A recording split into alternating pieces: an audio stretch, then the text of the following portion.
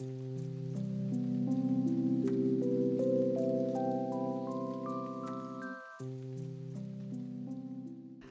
welcome everybody. I'm so glad you're here. Dr. Virginia, could you tell us a little bit more about you? Sure. I've been in practice of over 3 decades, Wow. and in doing so, of course, have worked with multiple domains of anxiety. Mm-hmm. I enjoy working with people who struggle with sleep, and certainly enjoy the wonderful benefits that people can get from learning to manage their anxiety or mood issues, because there's tremendous relief and quality of life that follows. Absolutely. Yeah. And when I asked you a while back if there was something you could talk about, you came up with this topic. So you must have some real knowledge about technology and though it's helpful, how it can create anxiety. So I was wondering if we could just dive right in since we're running behind and just see what you have to say about this, Virginia. Sure. I mean, I heard you kind of talking about it as we were kind of waiting for things to happen, and I bet everybody kind of has an opinion about it, but I started to become more interested in it when I started to see the research come out that more screen time was associated with a decline in happiness. That really got my attention. Oh, that gets my attention too. It's not what we want to hear, right? No, it's not, but that's interesting. Yeah. Especially since we're on our phones and our screens, whatever, this computer Mm-hmm. phone so much, your phone likely feeds you, for the people that are on the call, it likely feeds you how many hours a day, how much you're using it. Yes. So that's kind of nice because you can, I guess it's tracking it, so you could regulate it, given that we know that. But what we don't see, I don't get that data, is how many times we unlock our phone every day. And on average, people unlock their phone 85 times a day. That's a lot. Oh my gosh. Think about that. That is a lot of times during the day. And my I'm guess is, exhausted oh thinking my about gosh, me too. That's a lot of times. I mean, that's many times a minute, that people are constantly looking at it and feel the need, evidently, like a compulsion almost, to be checking their phones all the time. So I think we're most aware of that compulsion when we try to do without it. Yesterday being Mother's Day, I declared it a no technology day. Okay. Well, first of all, you should have seen the looks my adult sons got me, but it really was impossible to shut off the phone. They're like, well, we're going to DC, so I have to use Google Maps. And we went to see the White House, the lawn and garden, and they're like, we have to see the best time to see the lawn, to get in line and to get and I was like, I don't know if we do. Like, what if we just go? So we don't want to demonize it. In fact, I wanted to kind of mention the pros and cons of a couple of different areas just to get people thinking about it in a way that maybe could make it work for their lives a little bit better. Sure. Virginia, what are those? Really new, but we all know that it's a great option for entertainment. Mm-hmm. It's, I myself love going and looking at the journals and the blogs and the forums and reading all of it. Whether we realize it or not, our brains can kind of register this information overload because too much can be overwhelming, even from just a neurological overstimulation standpoint. And I don't know if I agree with my sons. I don't know if we do have to constantly be in the know. I don't know if we have to go with the right, what if we wait in line for the tickets for the White House lawn and garden, Oh. What if we just didn't know? I like asking myself that and ask back to them. What if we didn't have to know the best of, fill in the blank? Because I think it can make us more anxious. Now, if I know that I have to be there in 3 because that's the slowest time, now I'm anxious in the car, right, to get there. Now I might not even go because I'm looking at the lines, have more information about it, and now I might become a little more anxious about even going out altogether. So shutting it down, I think, is a great challenge we can give to ourselves, to just free ourselves up to experience without being in control of the experience. Any recommendations you have about how we can, knock it down a bit? Well, I guess the first thing I'd say that I tried in Mother's Day is just saying like a no technology, no technology hour. Hmm. I kind of just said for the day, so until Yeah. 5. Okay.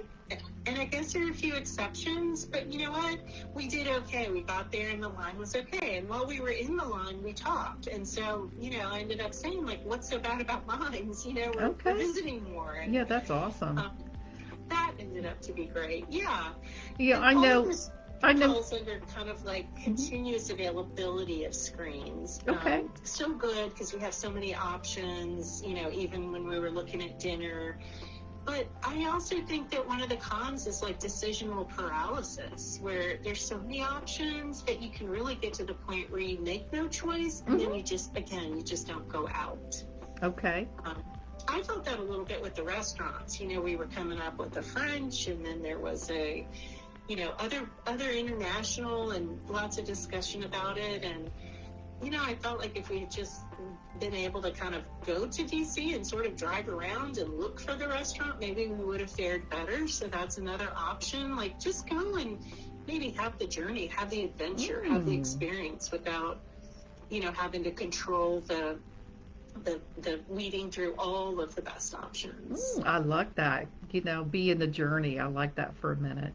You know, I know for It's a me, risk. I think yeah, it's we're on foreign territory there. yeah, But that's what we did. We yeah. just kind of drove around. And one of the things we did was, we realized that after the lawn and garden thing, we were by the zoo, and we just kind of drove up through the neighborhood to the zoo, and it didn't work. It didn't quite work out for us because the zoo, it turns out we went at 5 and it closes at 6, but they cut off admission at 5.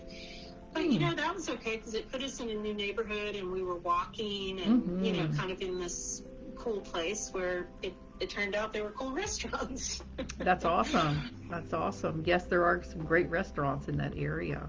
The zoo Yeah, is nice. I was yeah. disappointed to see that 7-Eleven across from the zoo was closing because that's where we used to get our drinks, the Oh. cheap Mhm. Gatorades and everything before you head into the zoo. And how can they not stay busy? Okay, Yeah. that's not what, Well, I know the for sidebar. me, Virginia, once in a while I will not watch TV, and give myself a fast from TV, or Nice.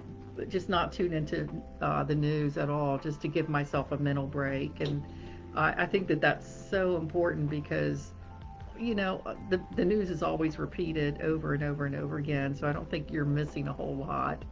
And we do need a mental health break from even TV and that technology, just to refresh ourselves, So, I think you're right. I think continuous availability does not mean that we have to make a decision to continuously access it. hmm. And sometimes, like a TV diet can really help lower anxiety. You hinted at one thing, which is the news is sensationalistic. They're not going to grab our attention with, cool stories that just are kind of neutral. I remember when I was teaching at the Citadel, I was there when 9/11 happened. I was in the Oh. classroom teaching, and someone came up and said, "Oh, the department chair has TV in his office. An event has happened. Let's all go down." So I brought the cadets down. This was in Charleston, and Hmm. we went to the department head's office to watch it. And not wanting to trigger anyone, but I remember seeing how deeply impacted a lot of times these cadets are from, families with long traditions of military involvement, and to see how deeply they were affected, I decided to do research on how they, as kind of like a subpopulation, were impacted. One of the surprising things that came out of that research was that the more media exposure they had, like on onto the computer or their TVs, in their dorms, the more distressed and anxious and, the worse they fared. Oh, interesting. Okay. That's It fascinating. really Okay. taught me a lot about the responsibility that we have to sort of turn things off when they're upsetting, or sort of like control diets that, are triggering and make us basically, unhappy. Yeah. Now, some people go to bed with their cell phones right beside their bed. Any thoughts on Mhm. that, Dr. Virginia? Well, I think I think they often go to bed with, there's so many innovative sleep gadgets. So I Mm-hmm. gotta, I love those. They've helped so many of my patients. Somnio is a great gadget where it introduces it simulates wake up light and sunset light, and Mm-hmm. that's great for the melatonin and circadian rhythms. And there's apps that have bedtime stories, calm and sleep reset, and of course we all know from the watches on, we have monitors that can track our sleep and all that, heart rate, temp, all that good stuff. Headspace, to kind of mindful meditation. A lot Yeah. of people like to go to sleep with that. And the Calm app. The Calm Mm-hmm. app. Yeah. White noise machines to get really, really basic, or that can happen through your phone. Yeah. But we don't, the problem is if we over rely on it, we don't know what's happening neurologically. And we do know that sometimes if our brain becomes overstimulated, it's counterproductive, and it can be more difficult for our brain to neurologically wind down and eventually switch off to go to sleep. For example, if you're interested in the story, your brain might neurologically show, light up more red, and you might have more arousal. Sometimes people don't face their screen when they have it on. They'll close their eyes. So it's not necessarily blue screen exposure, which we know, affects melatonin and circadian rhythms. But we are sometimes putting things on that interest us, or, even like, night sounds or jungle sounds sometimes can stimulate the brain. So Yeah. More to your point, like the balance, like maybe you want to use it a couple of nights a week, but then check out from that to see if you can go to sleep on your own. I have one member who's typed in, I now turn the TV off, but I play a YouTube video on my phone of the ocean. It's so relaxing. So, yeah. It's nice. It's nice. And the question is, could you fall asleep without it? Because it certainly would promote, a sense of safety, and anything that relates to water is often neurologically relaxing. Yeah. And so we're not going to demonize any of it, but the question is, have you also learned the skills to sort of put yourself to sleep? Ah, okay. Good point. Good point. Yeah. And it's the balance. It is the balance. It really is. But white noise is so much better than like being on your social media platform and, seeing a comment and then, getting really, I'd say, hyped up about it. Yeah. Okay. Such a better option. I love it. I love it too. Well, this has been a wonderful topic. It really has been. I think we could do, an extension of this coming up and talk more about technology. Are you looking to close down, or you want me to keep? Well, I'm looking at any other comments. I have okay. somebody who says they have a heavy snorer besides them next to her. So that is an issue for people. Like, how do people deal with that? We're talking about technology and getting good sleep, and if you do have the snorer beside you, a lot of people have not historically liked the technology that is prescribed for apnea, and I'm not saying that partner has apnea, but many times where snoring is involved, there is an apnea issue. And if that's true, the thing I want to say is that there's been so much progression to teach your partners or to try yourself in the apnea equipment. It's gotten smaller, it's gotten less noisy. I hear that people are complimenting like how easy it is to clean. And it's even, and I'm not going to say that this works for everybody, but they've even adapted kind of like a nasal insert, for lack of better words. Oh, sure. I've heard of those. For easy breathing that have been very effective for people. Okay. The main thing about snoring is that, people just sort of give up because they feel like it's cumbersome.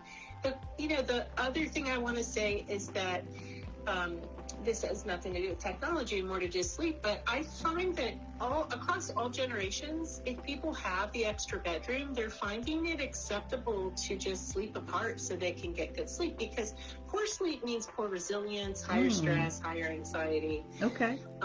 it's sort of core to everything, and I think people are recognizing that. And there's not necessarily anything intimate about sleeping in the same bed when it's really reducing your resilience and raising your stress. Okay, and it really is a medical issue if you're not getting good sleep.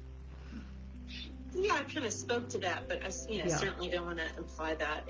Sometimes it can be weight related. Maybe you think that's medical, but who knows? Okay. It sometimes has to do with like sleep position, a head position, but at the more difficult end, what I find is that people will have sort of just thrown in the towel, for getting good sleep, whether it's, because they feel like it's rude to leave their partner, or because their partner has, knows that they're available options, but just feels like the cost is not worth the benefit. Okay. Yeah. All right. Well said. Well, one of the Yeah. things I love that you said tonight, Dr. Virginia, was be in the journey. Don't be so tied to your cell phone that you can't be in the journey. And I love that. Who doesn't like an adventure? So I love that you said that. I think the here and now really has to do with people also that are more in front of us. Mm-hmm. And we are often, I guess, being outside the journey, the competition are the social media platforms, and we can become easily addicted to that because the platforms can really validate how we think and feel about ourselves.